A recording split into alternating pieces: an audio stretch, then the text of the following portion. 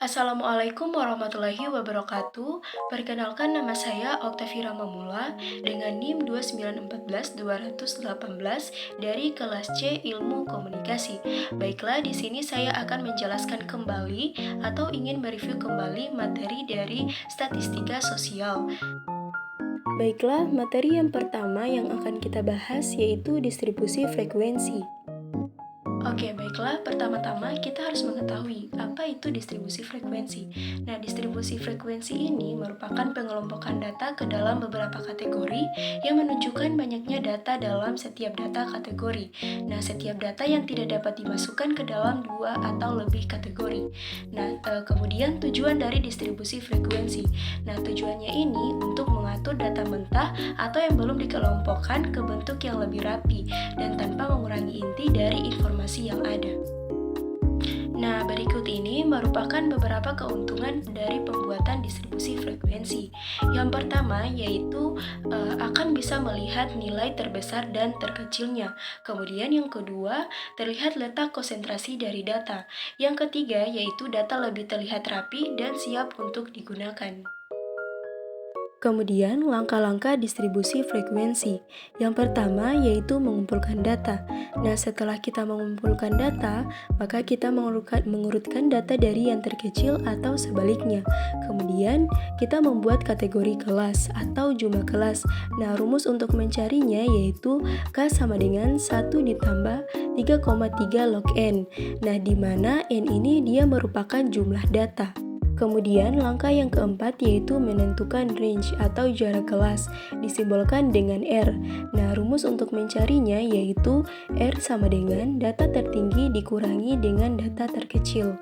Kemudian langkah yang kelima yaitu membuat interval kelas atau disimbolkan dengan I. Nah, rumus untuk mencarinya yaitu I sama dengan jarak pengukuran atau range dibahagi dengan jumlah interval atau nilai tertinggi dikurangi dengan nilai terendah dibahagi dengan jumlah kelas.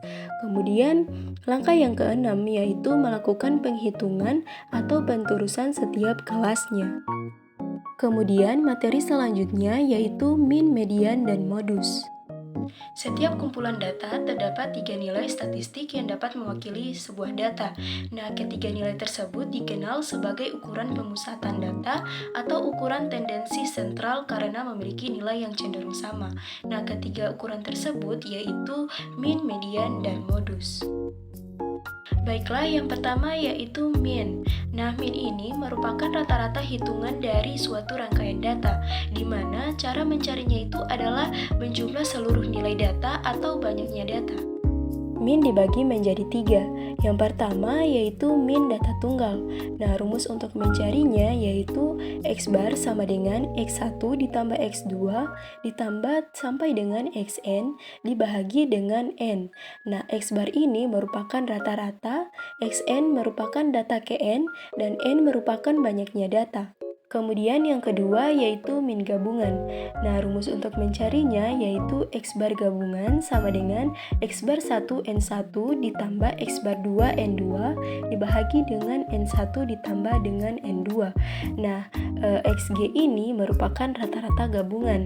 Kemudian X1, X2 ini adalah rata-rata ke 1 sampai N. Kemudian N1, N2 sampai dengan NP merupakan banyaknya data ke 1 sampai kedua. Selanjutnya yang ketiga atau yang terakhir yaitu min data berkelompok.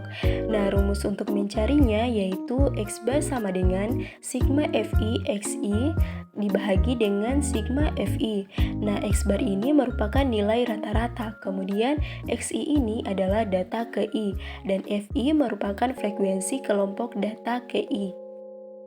Baiklah, selanjutnya yaitu median atau nilai tengah yang merupakan ukuran pemusatan data yang didapatkan dari nilai tengah setelah data diurutkan.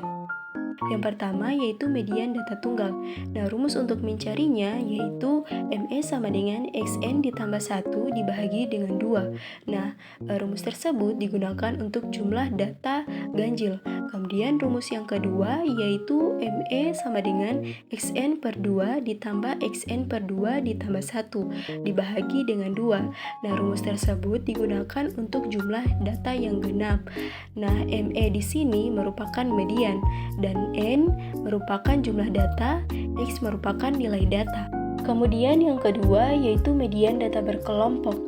Nah, rumus yang digunakan yaitu M sama dengan TB ditambah 1/2N dikurang dengan FK, lalu dibahagi dengan F. Nah, kemudian dikalikan lagi dengan P. Nah, M di sini merupakan median, TB merupakan tepi bawah kelas median, N merupakan banyaknya data, FK merupakan jumlah semua frekuensi sebelum kelas median, dan F merupakan frekuensi kelas median. Kemudian P itu merupakan panjang interval. Kemudian yang terakhir yaitu modus. Nah, modus ini merupakan ukuran pemusatan data yang didapatkan dari data yang memiliki frekuensi terbanyak. Yang pertama yaitu modus data tunggal. Nah, modus data tunggal ini yaitu memilih data yang paling sering muncul atau data yang paling banyak. Kemudian yang kedua yaitu modus data berkelompok. Rumus yang digunakan yaitu MO sama dengan B ditambah B1 dibahagi B1 ditambah B2 lalu dikalikan dengan P. Nah, MO di sini merupakan modus, B merupakan tepi bawah kelas modus, P panjang interval kelas, D1 merupakan selisih frekuensi kelas modus dengan kelas sebelumnya. Kemudian D2 yaitu selisih frekuensi kelas modus dengan kelas sesudahnya. Materi selanjutnya yaitu standar deviasi dan varians. Nah, apa sih itu variansi? Nah, variansi ini adalah ukuran dari seberapa jauh penyebaran data dari nilai rata-ratanya. Nah, semakin besar nilai variansi, maka semakin jauh data yang akan kita gunakan tersebar dari nilai rata-ratanya. Begitupun sebaliknya. Nah, tujuan dari variansi ini yaitu untuk menunjukkan seberapa jauh data-data yang kita miliki tersebar dari nilai rata-ratanya. Kemudian ada standar deviasi. Nah, standar deviasi ini merupakan nilai statistik yang dipakai guna untuk menentukan seberapa dekat data dari suatu sampel statistik dengan data mean atau rata-rata data tersebut. Nah, tujuan dari standar deviasi ini yaitu untuk mengetahui seberapa banyak nilai atau jumlah data yang berbeda dari rata-rata. Berikut rumus yang digunakan untuk mencari standar deviasi dan varians data tunggal, yaitu terdiri dari range, simpangan rata-rata, varians, dan standar deviasi. Selanjutnya yaitu rumus yang digunakan untuk mencari standar deviasi dan varians data berkelompok.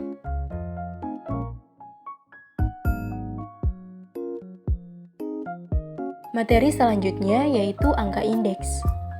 Angka indeks. Nah, angka indeks ini merupakan angka perbandingan yang dinyatakan dalam persentase untuk mengukur perubahan. Nah, perbandingan antara kegiatan yang sama, misalnya produksi, ekspor, hasil penjualan, jumlah uang yang beredar, dan lain-lain dalam waktu yang berbeda. Nah, adapun tujuan dari angka indeks ini. Yang pertama yaitu mengukur secara kualitatif terjadinya perubahan dalam dua waktu yang berlainan. Kemudian yang kedua, dari angka indeks ini dapat diketahui maju mundurnya atau naik turunnya suatu usaha atau kegiatan. Misalnya, indeks harga itu mengukur perubahan harga, kemudian indeks produksi itu untuk mengetahui perubahan yang terjadi dalam kegiatan produksi di dua waktu yang berlainan, yaitu dari tahun ke tahun. Kemudian indeks biaya hidup, yaitu untuk mengukur tingkat inflasi. Dalam membuat angka indeks, maka diperlukan dua macam waktu, yakni yang pertama waktu dasar atau base period.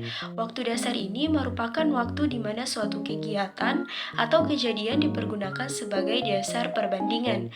Kemudian yang kedua yaitu waktu yang bersangkutan atau current period. Nah, waktu yang sedang berjalan adalah waktu di mana suatu kegiatan atau kejadian dipergunakan sebagai dasar perbandingan terhadap kegiatan atau kejadian pada waktu dasar. Kemudian terdapat jenis-jenis dari angka indeks. Jenis yang pertama yaitu indeks tidak tertimbang. Nah, indeks tidak tertimbang ini tidak memasukkan faktor yang mempengaruhi naik turunnya angka indeks. Nah, terdapat 3 angka indeks yang tidak tertimbang. Yang pertama yaitu indeks angka relatif, yaitu untuk mengukur perbedaan satu macam nilai atau harga atau kualitasnya saja dalam waktu yang berbeda. Kemudian indeks agregat, yaitu untuk membandingkan jumlah dari harga-harga barang persatuan untuk tiap-tiap tahun. Kemudian indeks rata-rata relatif, yaitu dimulai dengan mencari angka relatif dari masing-masing barang dan kemudian dicari rata-rata dari angka relatif tersebut. Berikut ini yaitu rumus yang digunakan untuk mencari indeks tidak tertimbang. Kemudian, jenis angka indeks yang kedua yaitu indeks tertimbang. Nah, indeks tertimbang ini ia memasukkan faktor yang mempengaruhi naik turunnya angka indeks. Nah, bedanya dengan indeks tidak tertimbang yaitu kalau indeks tidak tertimbang ia tidak memasukkan faktor yang mempengaruhi naik turunnya angka indeks. Nah, indeks tidak tertimbang ini terdapat 3. Yang pertama yaitu indeks last Payres, yaitu angka indeks yang ditimbang dengan faktor penimbangan kuantitas dasar, kuantitas tahun dasar atau disimbolkan dengan Q0. Kemudian yang kedua indeks pasca, yaitu angka indeks yang tertimbang dengan faktor penimbangannya kuantitas tahun, T atau tahun yang dihitung angka indeksnya atau bisa disimbolkan dengan QT. Kemudian yang ketiga yaitu indeks Irving-Fisher, merupakan angka indeks yang ideal. Nah, Irving-Fisher ini menghitung indeks kompromi dengan mencari rata-rata ukur dari indeks last Payres dan juga indeks pasca. Berikut ini adalah rumus yang digunakan untuk mencari indeks tertimbang.